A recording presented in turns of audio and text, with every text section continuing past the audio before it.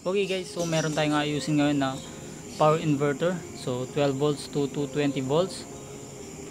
So ito yung mga commercial na inverter guys, yung mga nabibili sa online. And ang problema pala nito guys, low output or mababa yung kanyang voltage sa out. And samahan nyo ko guys sa video na to. So gagawa natin ng paraan kung maayos pa natin. At share ko na rin guys yung mga basic na alam ko sa pagre-repair ng inverter na to. Susubukan muna natin siya guys. Papakita ko sa inyo yung kanyang issue.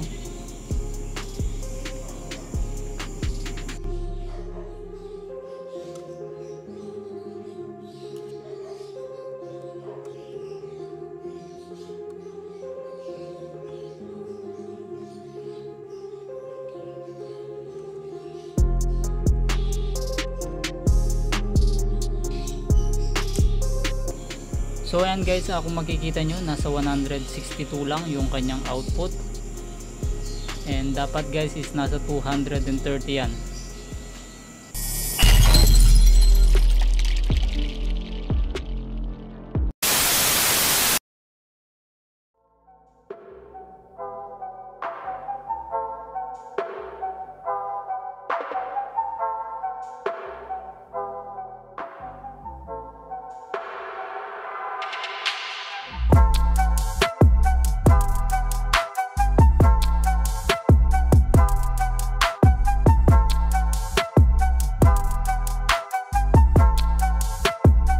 So kung makikita nyo guys, meron siyang potentiometer dito. So yan yung adjustable na para sa kanyang output. So try nating pihitin yan guys kung tataas pa ba yung output niya.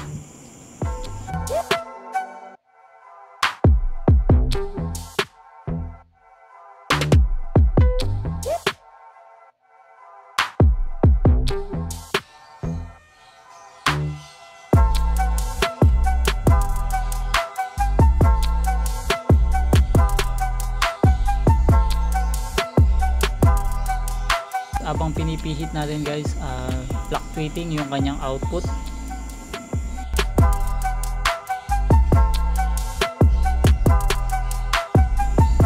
So yan guys, 162 ulit. So kanina 120.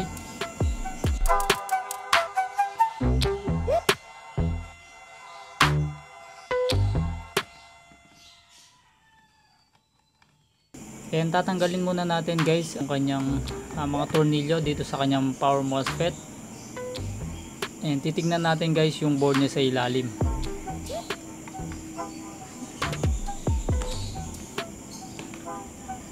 Mahaba tong video natin guys, so pero iniklihan ko na lang. So diretso na lang tayo guys sa mismong issue talaga ng inverter na to.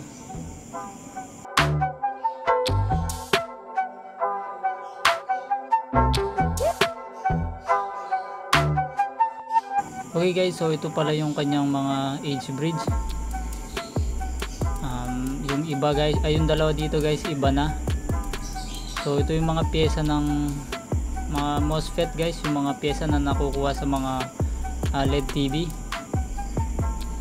So bali guys, chinik ko lahat ng kanyang MOSFET. So didiretso na tayo sa mismong issue talaga ng inverter na to. So kung mapapansin nyo guys, itong dalawang resistor na yan, so yan yung resistor na naka-series sa kanyang mismong high voltage. So bali yung dalawang yan guys is para yan sa kanyang feedback. And nasukat ko yung isa guys, change value siya. Pero yung isa guys is good naman siya. So ang value pala nila guys is nasa 380k. So yung isa guys is okay pa, pero yung isa, and ayan guys, nasusukat na lang natin sa kanya is 50k. So change value nga siya guys.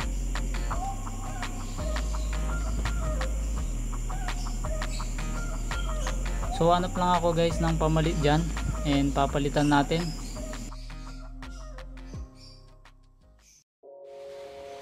So yan guys, bali binalik na natin yung mga parts niya, and yung ating nakita dito guys, Tama yung sukat natin kanina, yung mga resistor, nag-change value yung isa. And pinalitan na rin natin guys yung kanyang feedback na adjustable o yung potentiometer sa kanyang feedback. And bali yan na siya guys, nakahook na. So di natin gagamitin itong power supply, battery tayo ngayon. So ang load natin guys is electric fan muna. And saksak ko lang siya. So pasensya na guys, maingay, umuulan na kasi dito. So power on na natin siya.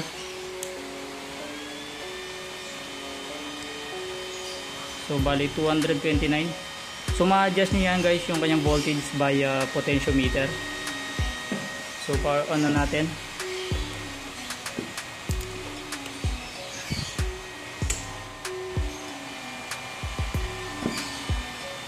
So magda-drop guys ng kaunti yung voltahe natin dahil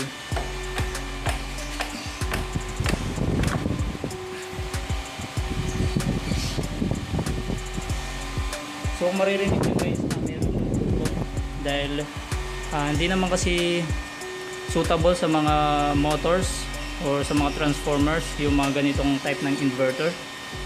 Mas maganda guys yung mga sine wave inverter. So patayin na natin guys dahil wala siyang heatsink, nag-iinit yung mga MOSFET niya yon. So ibabalik na natin guys sa kanyang casing and tetest natin mamaya. Tetest natin ulit mamaya. So ayan guys, susubukan natin siya ngayon. And susukatan muna natin guys yung kanyang output frequency. So ipapakita ko sa inyo guys yung kanyang output. And ito yung guys yung sinasabi ko na modified sine wave. So yan yung itsura ng modified sine wave guys sa mga hindi pa nakakaalam. And bali guys, ang ilo-load lang natin sa inverter na to is electric fan lang tsaka ilaw. And nakaset tayo guys sa 229 volts or 230.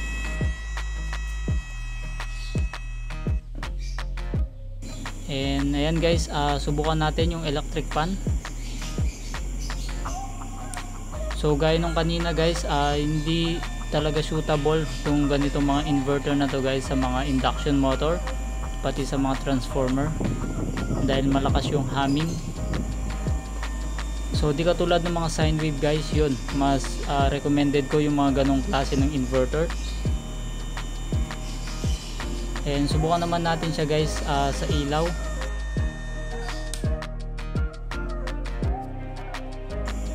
So ito yung saksakan ng ilaw namin dito.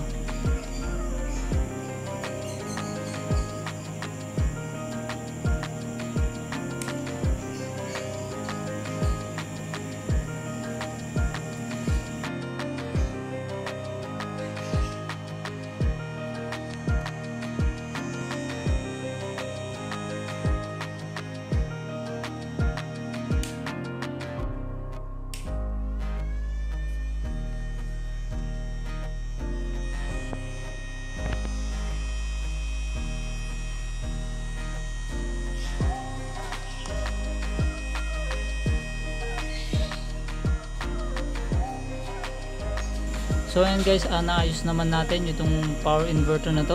So kung nagustuhan mo tong video guys, huwag mong kalimutang mag-subscribe at pakihit na rin guys yung notification bell para maging updated lagi sa mga panibago pa nating video. So yun lang guys, maraming salamat sa panonood.